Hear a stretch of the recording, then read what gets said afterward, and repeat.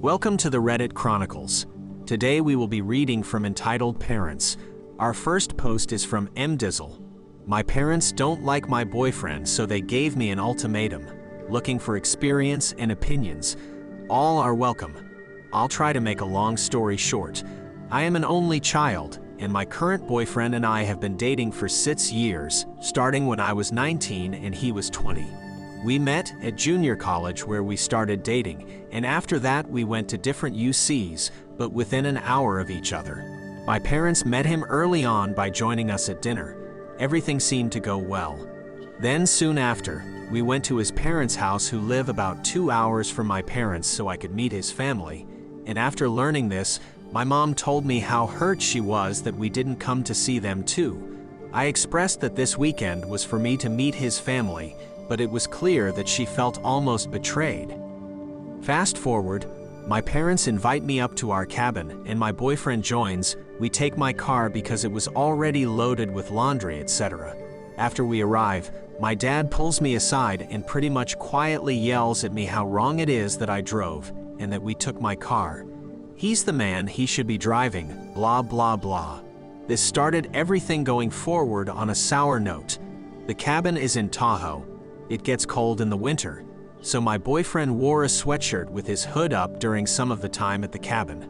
My parents to this day cite this as weird and rude, as well as a reason they don't like him. As we continue our relationship, it's clear that my parents don't like him, but they can't really give up what I would call good or justifiable reasons.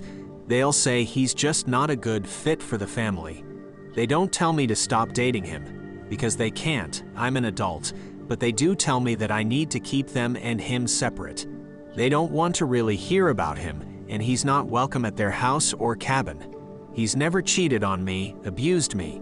He has no drug problems, etc. Nothing that a normal parent would cite as a problem. Eventually, it became an ultimatum given to me by my parents. They'd tell me that if you continue to date him, eventually it will be either him or us, and you'll have to choose. Among other things, they would tell me that he'd never be an attorney, which is what he wanted to do, and insinuating that he probably wouldn't be much of anything at all. After undergrad, I started working at a financial firm. He graduated from undergrad at UC Berkeley and was accepted to law school across the country. We were always very serious about each other and made the decision to do long distance until he graduated and moved back to California. My boyfriend has since graduated from law school, moved home, and took the bar last month. He starts work this October and had a contract since last year. They have known about this as well. Now, 6 years into our relationship, I call my parents and tell them that we are going to be moving in together. About 20 minutes later, I get a text from my mom saying that she doesn't want to rain on my parade, but that this path excludes her and my dad from my future. That they love me, but they can't be in my life if I choose to be with my boyfriend. I told them I would never understand. Since then, they have sent me more and more text messages saying stuff like, "We feel like we're losing our daughter. This is heartbreaking," etc. And all at the same time including that this is my choice and my fault. I texted my parents that I thought my boyfriend and I should come over and talk, that texting about this kind of thing is stupid, but not to be patronized or belittled, and if it turned to screaming, that we would leave. My parents then replied that they wanted to see me face to face to talk, but that my boyfriend isn't allowed. My boyfriend even called my father the night of the initial "we can't be part of your life" text to try and talk or meet up and see if there was a way to talk through any legitimate concerns. My dad did not answer and responded a week plus later, only to text him that they haven't really ever liked him, that he wants to work through it with me alone.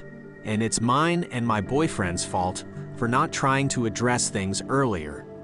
Among other ridiculous reasons to not like my boyfriend were Berkeley isn't a man's college. Quoting my dad, "One time in college, my professor lost my final exam, and when I found out via my final grades and was frantically calling her to figure out what happened, my parents told my boyfriend, 'See, this is why we didn't want her to have a boyfriend in college.' They've found ways to blame him for everything, The only thing that ever had any merit was that he wasn't working yet. Well, this was because he was going to school to be a lawyer. Apparently, marrying someone who will make a lot of money is a bad thing. My boyfriend is the nicest, most calm and peaceful person ever, and he loves me more than anything. But apparently their pride is more important than being wrong and accepting him. I guess I'm just trying to figure out if this is normal, or if it's as wrong as it feels to my boyfriend and I. Boyfriend, as well as my parents and myself, are of the same race, somewhat similar financial status as well. No important details left out, I promise.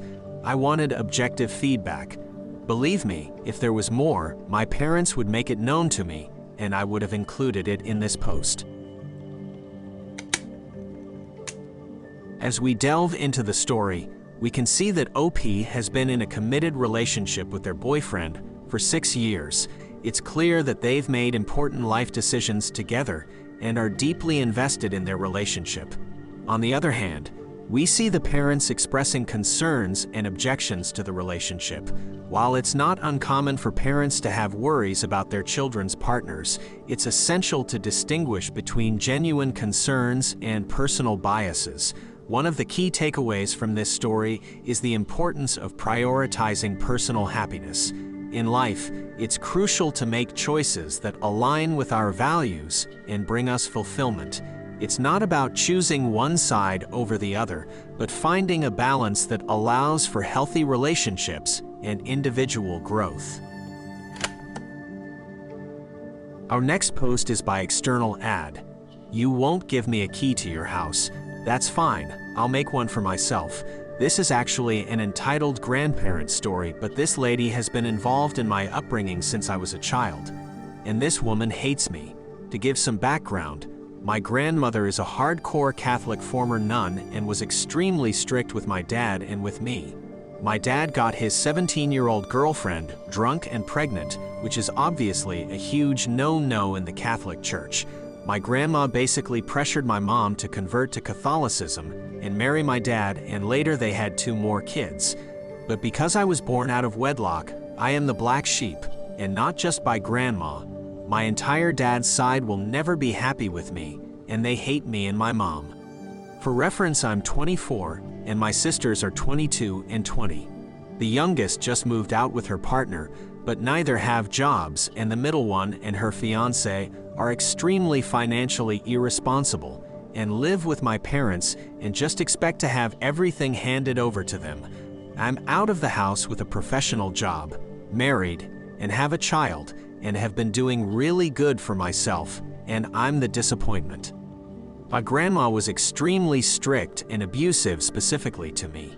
She's yelled at me multiple times, calling me the child of the devil, a demon, etc., has thrown stuff at my face for no reason, and I wasn't allowed to have any privacy at her house. I always had to have the bedroom door open. She would sit at the foot of my bed until I fell asleep. I had to spend every weekend and break from school with her until I started working at 15, and she would scream at me if I locked the bathroom door. You get the idea. She would also threaten to call the cops if we didn't comply with her, and there were multiple instances where she would call the cops if we didn't answer our phones. Like, she's called at 7 a.m. and 10 p.m. on separate occasions, and I have woken up to cops knocking at my door. And yes, this has happened when I'm at home and out of town, where I didn't even tell her where I was staying. She's psycho. So on with the story. I actually just found out the other day that she did this, so that's why I'm sharing this now. Anyway, when I was 20, I decided to move out with a couple friends. My grandma demanded that I give her a key to the duplex. I refused for multiple reasons. In the first place, I don't need my grandma being able to come over whenever she wants, especially since one of my roommates was my boyfriend.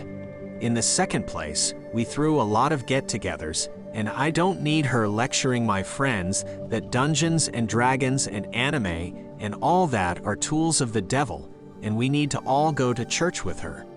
And in the third place, we had all agreed to not give out copies of our keys to any family members. and I'm not about to have my friend's privacy invaded as well because my grandma just can't handle not having control of every little part of my life. I mean, she still called multiple times every day and found excuses to try to come over as much as possible. And every time for the first couple months, she kept demanding I give her a key to our place, and I kept refusing. Well, at one point, my youngest sister was spending the night and my grandma dropped her off. We were gonna go do some shopping, but I couldn't find my keys. I'm looking everywhere, and I can't find them anywhere. So my grandma offered to pick up what I needed to make dinner. I reluctantly agreed and went back to looking for my keys. They somehow were right on the bar. I didn't think much of it at the time because I do stuff like that all the time, but my sister told me the full story. Apparently the next day when my grandma picked her up, she bragged to her how she stole my keys when I wasn't looking and made herself a copy of the key so she can go inside whenever she wanted. Now she's never barged in while I'm home, so I'm guessing she was coming in when no one was home and going through everything. And it's justified, you know, because she's just making sure we were making good Catholic choices. It also wouldn't be the first time she's gone through my stuff when I'm not home, because she would do the same thing to me at my parents' house and then berate me if she found things she didn't like. Apparently she has been trying to steal my keys for this house too, but she hasn't been able to figure out where I keep my keys.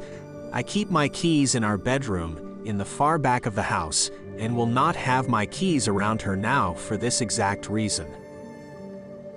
Our next post is by Punto-kun. Parents forced me to be successful in order to take care of my sick brother. This actually happened a long time ago. My parents have 3 sons, and I'm the oldest. I've always been an above-average student, a good boy, etc. My medium brother is a disaster. He's in jail right now. My youngest brother was born with a disability, and he will never be able to manage his own life. From ages 16 to 22, approx. My parents always told me that I had to take care of my little brother when they die. Now, I understand that the state will take care of him. However, today, during a therapy session, I told my group why I was so scared of talking to my parents again, and the therapist told me that my parents were wrong to put such a burden in my shoulders. I've never realized that before. I live in a country where Social Security granted by the state is very good. I know that when my brother grows up, he'll be taken care of by people who get paid to do so. I didn't know that as a kid. Of course, I'll still be in contact with him, call him regularly, go for walks together and stuff. That therapy session was actually part of my rehab program. I'm there because I'm unable to take care of myself. I've been diagnosed depression and alcoholism. I'm not able to take care of another person, especially a disabled person in my condition. I've taken my brother out of the sea while he had an epileptic seizure. I've made tournaments to get money for research on his disease. I've worked as a lot of things as a volunteer in the event my parents organized for research. I've spent countless days taking care of him while my parents went camping or needed a break while my friends were doing teenage stuff. I've spent several nights at the hospital as a kid, unsure if my brother was gonna survive that night. I've translated a lot of medical-related documents to French and English for sharing the research progress with other foundations around the world, all while having to graduate school or university.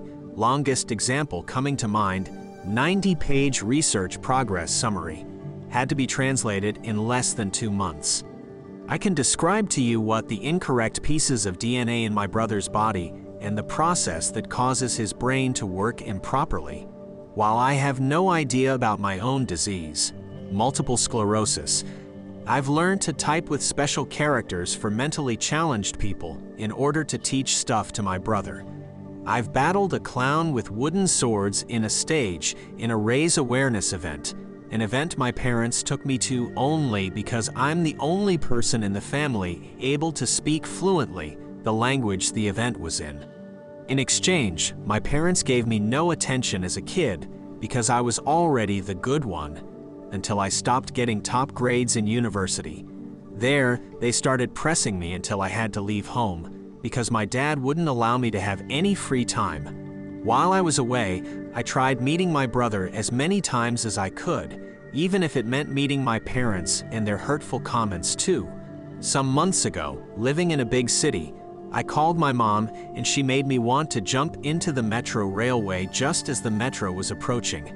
After I got diagnosed with depression and the doctors recommended me to go to a rehab center, my extended family and some friends helped me and supported me.